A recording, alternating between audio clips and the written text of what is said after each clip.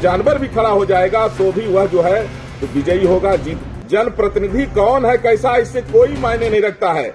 अब प्रत्याशी जनप्रतिनिधि से कोई लेना देना नहीं, केवल भैया मोदी जी चुनाव जीतेंगे क्या बात है। और चाहे जानवरें खड़ा कर दो मोदी जी के नाम पर, वह चुनाव जीत जाएगा। हम नहीं बोली तपस्वी छावनी के बाबा जी बाराबंकी जिले के बेगूसराय क्षेत्र में आए रहे, बढ़िया भोलेनाथ के दर्शन कर रहे थे और बहुत बड़ा बयान दे गए हैं। इनका कहना कि देखो 400 नहीं 500 से अधिक सीट पाएंगे, क्या बात है।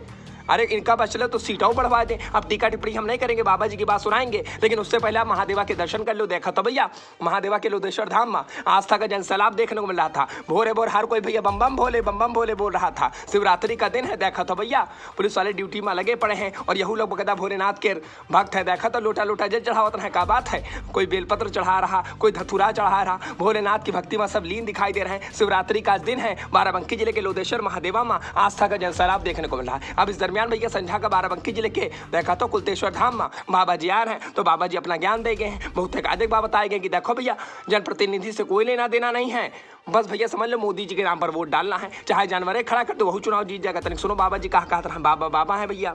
आज महाशिवरात्रि की पूर्व संध्या है। अयोध्या से मैं तपस्वी छावनी पीठाधीश्वर जगत गुरु परमहंस आचार्य आज हमने कुंतेश्वर महादेव का यहाँ जो है विधि विधान से पूजन अर्चन करके महाअभिषेक किया हूँ और भगवान से हमने आशीर्वाद प्राप्त किया है कि इस बार भारतीय जनता पार्टी 500 पार जाए, क्योंकि माननीय प्रधानमंत्री नरेंद्र मोदी जी के नेतृत्व में देश जो है बहुत तेजी से आगे बढ़ा है और हमारे यहाँ सभी देशवासी मोदी जी से खुश हैं।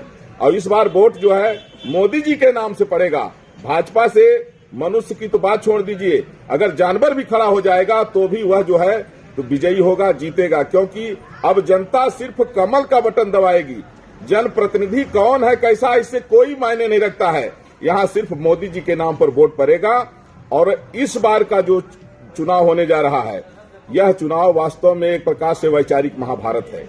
जिस तरह से जब महाभारत हुआ था तो देश दो भागों में बट गया था। कुछ लोग अधर्म के पक्ष में खड़े हो गए थे, कुछ लोग धर्म के पक्ष में खड़े हो गए थे। जिसकी जैसी विचारधारा है, अगर जो अपने देश को आगे बढ़ाना चाहते हैं, जो जनता का हित चाहते हैं, उनको भारतीय जनता पार्टी का ही चयन करना होगा, उनको बीजेपी को ही वोट देना है। और जो अधर्म, जो पत्थरबाजों के समर्थक हैं, जो राष्ट्रद्रोही हैं, जो नफरत की बात करने वाले लोग हैं, जो जातिवाद परिवारवाद और तुष्टीकरण को बढ़ावा देने की मानसिकता रखते हैं, ऐसे लोग जो है तो इंडिया गठबंधन के साथ में है, लेकिन उनकी संख्या मात्र 5% है।